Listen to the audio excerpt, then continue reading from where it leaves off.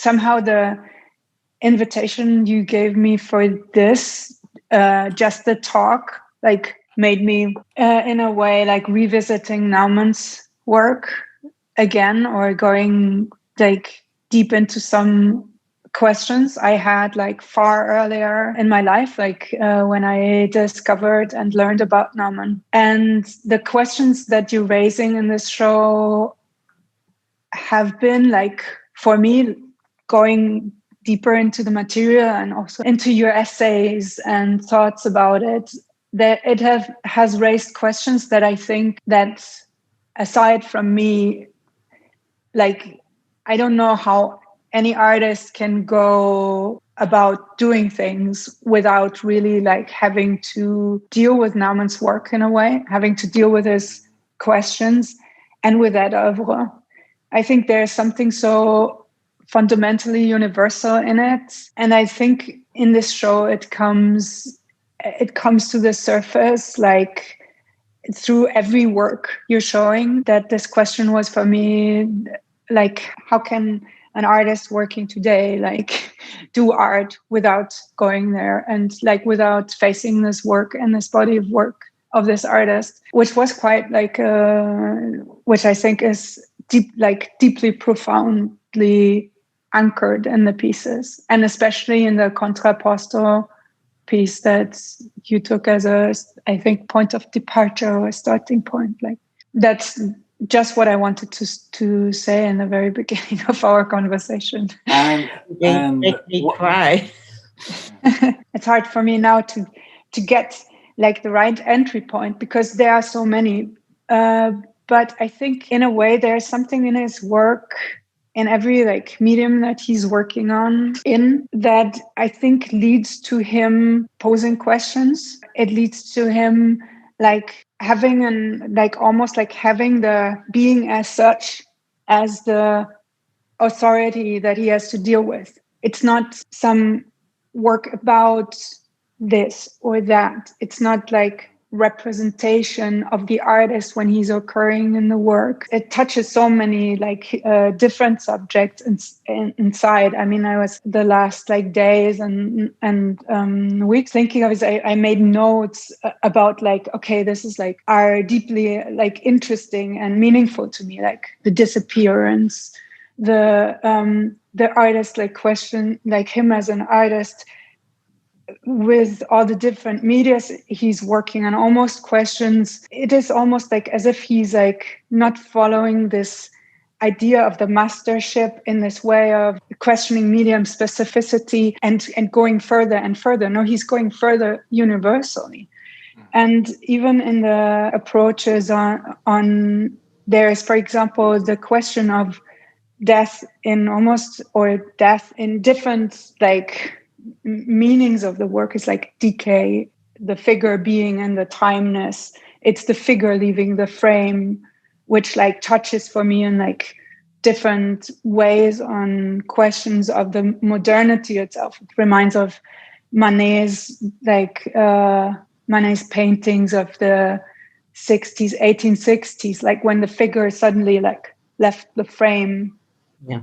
And he questioned the framework. Nauman questions the framework almost in every medium that he's working on, but especially visible in his video works, where he like having the framework and himself as this figure that is not only like representing like himself, it represents the other, it represents being as such, but it also represents almost like a question, because he's like using himself in this like way of experience and exploration, and he's leaving the frame multiple times, and he's always like almost leaving it not abruptly, it's almost like slowly, he's like pushing the frame and pushing it and until he's gone, and then we're there with an empty studio. That's the empty stage. And then like I was like thinking to myself, okay, now he's even more present. because he's not there. It's interesting that you said something that I think it's key. You spoke about him questioning the frame, the metaphorical as a metaphor, questioning the frame of his work, doing that, by questioning the literal frame, the literal way in which he frames himself in the image, right? And that passage from the literal to the metaphoric, I think it is kind of like the key. It's kind of like a key. It sort of unravels a lot of problems, a lot of questions, it sort of expands the reach of the work and makes it more complex. And it's interesting how much he does that. That's something literally that you think, okay, this seems dumb. And then when you open the metaphoric key, it's my gosh, it's so complex. I agree. Do you feel that, it's super inspiring to hear you talk about, for us, because we're deep into the show, but I saw your work for the first time in Venice, in the German pavilion. And I was shocked, by being confronted with a very mature work that I didn't know about, but it was to me clear that there was a connection with Nauman, which I couldn't really describe. But were you interested in the work before? I think when I first discovered his work, I was like shocked about what is like possible, like as and what an artist can be and can do. Also quite challenged and deeply impressed by ideas that were like, I remember that I was like kind of discovering the playing violin tune Dead. And it was like a shock for me. I think like me as an artist, I'm always like very ambivalent when it comes to ideas. Like also, as you said, like the same way I somehow don't believe in big ideas, but then of course other artists like conceptually like are so grounded and it has its reasons that it's maybe like I'm just torn, right? But then somehow Nauman left me as a young, like immature person, also with a lot of possibilities to write songs on guitar that had like Dead in them, and I could like combine it with like the right tunes and stuff. So I was thinking that the work of Nauman had a way of being meaningful to me that left a lot of space open because he was not restricting. Yeah. There is, through the universal nature of his work, there is not a moment where I felt super challenged, but not locked into something, or I never even thought about the works. In Faust, for example, there is a lot of these things that I now revisiting some of the works and like deeper, that I can see like the closure of a space, people watching somebody, like I think it is Untitled, the one performance piece with a dancer where the guards like block a space for half an hour. His ideas about like how movement is executed that has a very large part of amateurist stoicness inside to get the movement to a certain perfection, which I totally admire. There was an interest in it that was very much deriving from an aspect that Bruce Nauman has in his work that has also to do with the pose in a way. So claiming something with a pose, contradicting himself, that is super complex, even in one work, like the Contrapposto Studies, he's like able, or in the very different ways this work has unfolded. It's even like many works in one, right?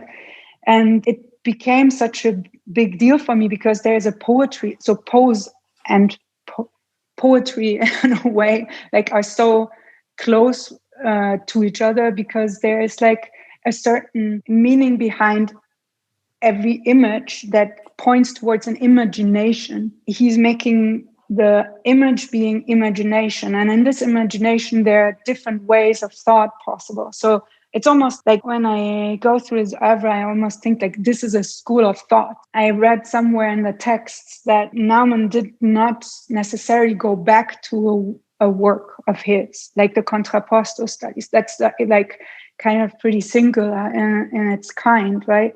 But then he's like almost continuously like evolving this network of thought, which was for me as a young artist extremely mind-blowing and opening up. I was very inspired by Kafka very early on. Somehow I know that Beckett and Nauman, that there are very interesting ideas of connection, also the stage, the studio, for example, as a dialectic, whatever you want to call it, if it's like two artists. But the idea of the empty stage, the empty studio, the stage where a person goes around the middle, like in Beckett's Quadrat, for example, revolving upside down. There is like a certain way of like almost a diagonal, like coming towards the camera that Bruce Nauman is using there, that also leaves out his somehow middle axis, that it's more formally, but you could also say like go around a mediocre kind of, in German you would say weg von den Mitten. You would say like die Mitten is also something that's like kind of an average point, or there is something in it that almost constantly evokes these moments of contemplation within the work that leads to something else. And I think that makes it so incredibly rich. Then Kafka, for example, as something that inspired me a lot. There is the space becomes like an imaginary space. And for example, let's say the metamorphosis that has also maybe to do with some aspects of like not being fixed, right? Or dealing with authority in a way. And Gregor Samsa, like becoming this Ungeziefer, like the thing that is there. And also like very much an uncanniness in that kind of very imaginary space. I think Kafka deals potentially with something social also, like with Nauman. I always like feel it coming back of the like being as such. There's not these like aspects of like against work. There's like something that really is insisting on some variation, but there is like for sure the space as imaginary space is there and is open and places himself like in this kind of imaginary space. Also, I think deliberately like very fragile entity, like dealing with both strong and fragile at the same time. But he's questioning this figure of the artist, the body, in a way, the fragmentation of the body, as in the many images in the work that have to do with like severed head, for example. For me, it's like also a hint on the thoughts severed from the body, on things that are possible. There's something in Bruce Nauman's work that he is going on some certain limit of variation through the looping, through like the examination of his own body, opening a door of that's almost like, okay, let's look what's possible. And then it opens up the impossibility, and also opens up in the thought something like, okay, everything's possible. They're like fragments of the body in contrapposto that are turning like 360 degrees, right? They're like shifts that question like the classical way of the perfect composition. And that is also questioned in the idea of there happen accidents. There are deliberate things for me visible in the work. I don't know if they're deliberate or not. Is there lying something around that gives us an idea about a certain aspect of composition, and how much is the composition something that derives from a former piece that is still there in the studio, for example. So I find these ideas in the work, and especially I think in the Contrapposto, he calls it also studies. There's a problem, there's not like just a representation of something. and it makes it like incredibly rich to think about it. Thank you. It's beautiful the way to be fascinated, and that's why there's no object in the exhibition about that shifting space he proposed to change the status of it, starting from the beginning works as the studio is the artist is the body. So that shifts everything with no heroism or with no identification, with no tools that we have seen so much in a lot of different words. And I love the way you speak about the kind of frame, which is disturbed, and that you can feel also with the sound on his work. The exhaustion, something but exhausting to have something else to go on, which I see also in your work. I had the same shock than Carlos in Venice. I will still remember with the dogs. I will never forget the and you had a changed you in a way as an experiment, because mourning with the fear, but to dare something which is fundamental. It's almost like trying to get to a level of intensity when there's almost no meaning, like there's vectors of energies, and the meaning falls at times, falls here or falls there, but you can never really predict where is it going to fall, and it changes at the same time. It's sort of reducing the aesthetic impulse to a sort of conglomerate of energy. Yeah, I think so too. I was quite touched, somehow by your essay, Carlos, in the very end, when you described the questions you had to Bruce Nauman about the studio. Caroline, you mentioned rage and anxiety, isolation as a worldly phenomenon, experienced throughout this year. And sometimes you realize how extremely deeply grounded in some artist's work that is. And I felt it going through the Bruce's work now.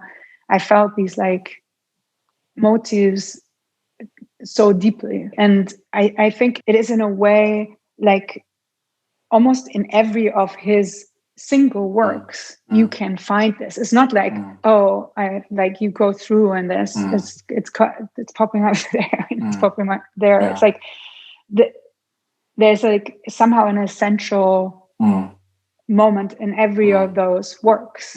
And I think that's exactly the feeling that I had with Faust. It's the atmosphere of Faust to me resonated with mapping the studio, in the sense that it was this space. It was almost like you said, like a Kafkian space, a space of utter containment and fragility, which seemed to be at the same time a literal space, but the representation of something in your mind, and something that ultimately only happens in your mind. So there was this difficulty of ultimately locating where are these things happening, and how are they resonating, and what is my place. And it's true that, that the question of that is more strongly experiencing confinement. So to add on mapping the studio, I still remember the shock I had the first time at the Dia Foundation in New York,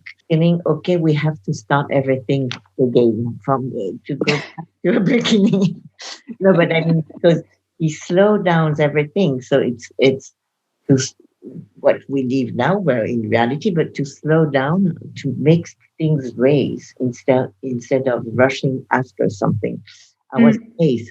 And to Beckett, there's an amazing book called The First Love. And you understand that love is not to fuck someone, but it's to approach so slowly.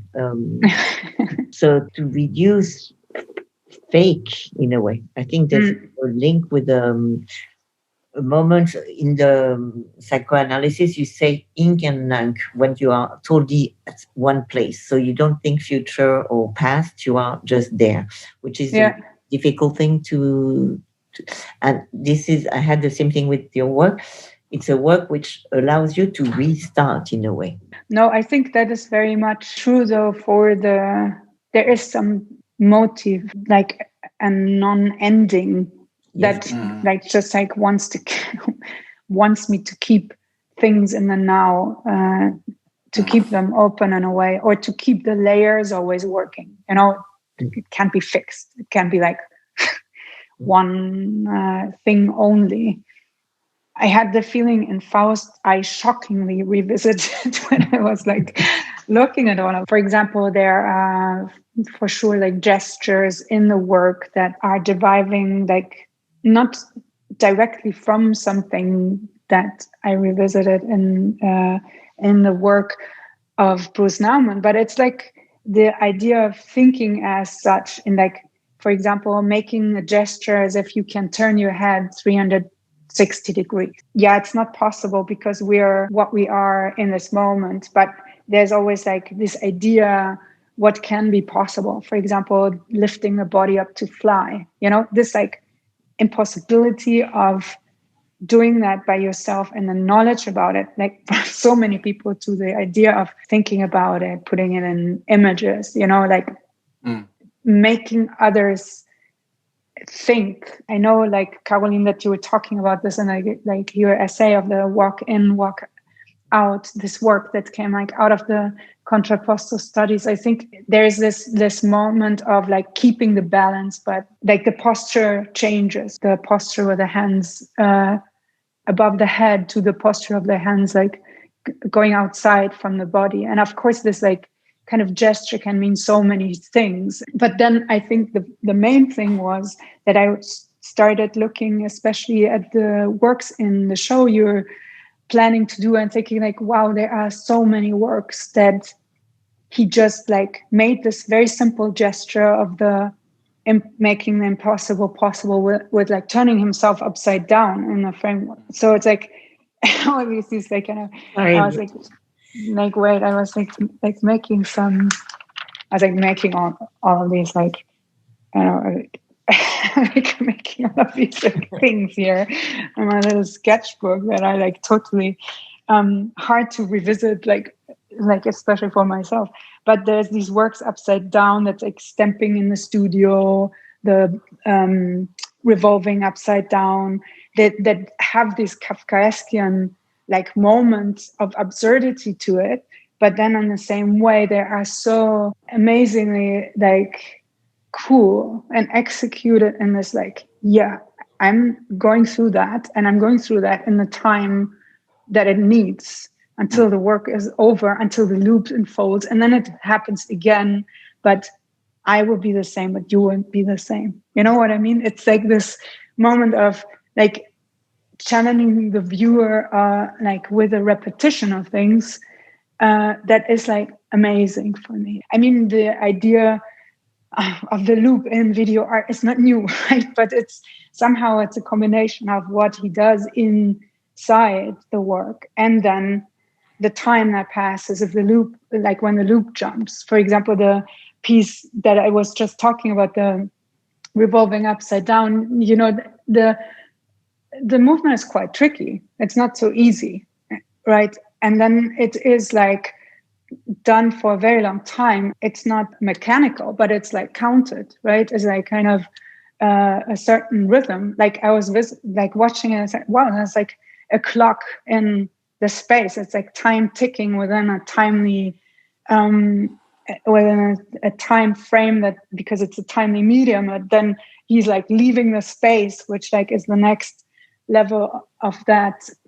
And it's so beautiful that these like leaving the space moment especially are like become present in his works that are time-based, right? So I don't know, I don't see the drawing like going outside of the frame so much, or the so I was like kind of fascinated by that, like that he's throwing that back to the viewer in a way, like both in more literal actions, like in walk in, walk out, where he becomes basically a viewer in front of the viewer, so to say, with this ambiguous figure of another in his own work. Yeah, it's good.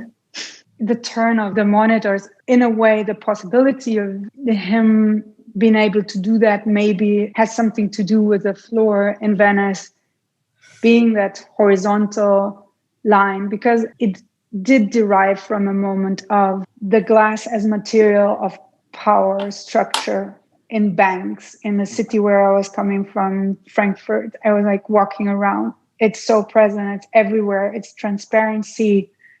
And it gives like an insight, even though it's transparent, the more it makes like the partition visible because it's a hard material. Mm-hmm. It's produced, mass produced. It's not like a sculpturally with hands molded thing. And for me, it was really important to take that and to turn it, you know, to make it horizontal, to make that kind of visible. They're like, it's an up and it's a down. There's like, this is the thing. And it's like there because I could turn it. And I think my case, I think the pioneer gesture of like turning a whole world inside a medium, like upside down, is like something that made thoughts about it possible, you know, for many, many like generations and generations. Mm-hmm. The ritual aspect in the work, I think like the first initial thought is that it has to do more with works of Nauman that have to do with the self, but when he puts himself into a representational figure, or if he uses like the color to mask himself, or like he is like cutting out a body part, like in, for example, black balls or bouncing balls, these works where it's almost preparing himself for being that image that leads to a certain imagination. I see it in there. In my own work, it's maybe more about the coming together in certain formation. I think, for example, the idea of making something a stage that is not to have this assembly point, but it can occur everywhere. And these pits of people that form themselves, that I can like somehow in my head combine with a certain like ritualistic aspect, because also it becomes in a way that the action or the space where something is happening becomes framed, but it's very much more done by the viewer instead of the performer. But it's not really true. There's also like, I'm thinking while talking, please excuse me, but there's also in earlier pieces that there was like kind of a drawing on the floor. For example, in my graduation piece, there was 5 fingers of a hand, like as lines mapped out on the floor. And that was the rigid framework for people to improvise on. So there is maybe this ritual that repeats itself, more a looping kind of thing. Well, you were talking about the early videos. A typical example is walking in the perimeter of the studio. It's really interesting because in that repetition, as you said, you know, there's this action and there's this amateur who repeats the action, trying to perfect it. And the repetition produces a sort of a very strange effect in terms of the viewers. I mean, I've seen so many people that start making the movement. It's almost like mimetic, right? So it's almost like this body and this repetition get you to a sort of pre-linguistic moment in which it's purely mimetic. You know? Yeah. And I think that there's that sort of pre-linguistic mimetic moment also in Faust, you know, at times. Yeah. You know, it's interesting because it's a way of thinking about ritual without the, let's say, trappings of ritual, without the narrative aspect of ritual, but it's a sort of more deeper way of connecting movement to time to another, right, to another person. I agree. There is like for sure also some immediate counter reaction in me when it comes to the word ritual, because it sounds to me like that there is always embedment ritual in ritualistic like religion or for something, and it's over time, not only as a ritual in its framework of the piece. And that's what I try to get away from, I think, an overboarding meaning that is like in that ritual. I think you can do like as many variations of a movement or of an image as possible without fixing it to one meaning, but it's so hard to do that, right? It's like so hard to escape meaning in a way, and like as long as it stays abstract, you can do it. But as soon as it gets literal, not only like not exaggerates itself, and that could be also like a moment of making it more abstract, but it becomes just like obsolete for me. Yes. But you are very right, the mimetic aspect of like also of almost a copy mechanism, you know, that comes in. I think that's in the work is very visible at times in my work, in the life work especially. There is like moments of that. It's almost like thinking ritual as animals have rituals, right? It's almost like a not ritual after it's being somewhat solidified by layers of meaning. That is this sort of almost it's a pre-linguistic, you know, pattern of movement that serves to recognize yourself and recognize others. The repetition also, I think, is super incredible in all his work, and repetition with all the meaning, because it puts you in another stage when you start to repeat and repeat. I was thinking, because sometimes we feel we have eyes on the back of our heads, no? We all had that once. I mean, rare moments. And you feel like that's because it improves your body when you are into the Nauman's works. That so you can turn your head 360 degrees. Suddenly you have I'm sure you have felt that. It also points towards like the aspect of surveillance and observation that is like kind of comes from this like viewpoint in a weird way. Like some of his corridor works have this, or like there is this moment of impossible like points of departure for seeing the composition from that moment. Let me explain better. It's like more that of course when you are in a work that is live, like Faust was, for example, there are many different ways of from where to see composition, and the compositional aspects change. Sometimes with Bruce Nauman's work, I feel it's all in there in the video works that are dealing with like different viewpoints and the figure of the viewer that is appearing and then disappearing for the next one to watch it. And I think of course there are modes of authority and violence and like also cruelty, but also like care in that are not so clear to, you know, I think they're not so clear to me. It's like something that has to do with the other and the other person that brings another like layer in it, and the other also meaning the viewer as a person that is not in the same kind of repetitiveness. And I also like thought about the works where Nauman in the late 60s involved different people, like Elke, this work, allowing herself to the floor to come over her.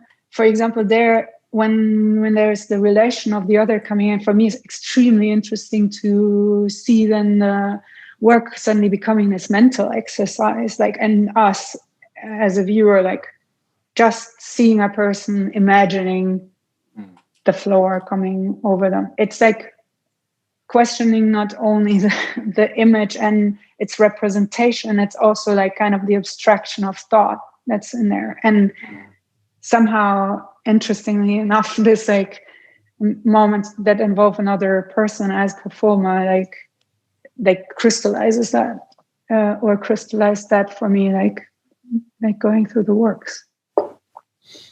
Beautiful. I thank you so much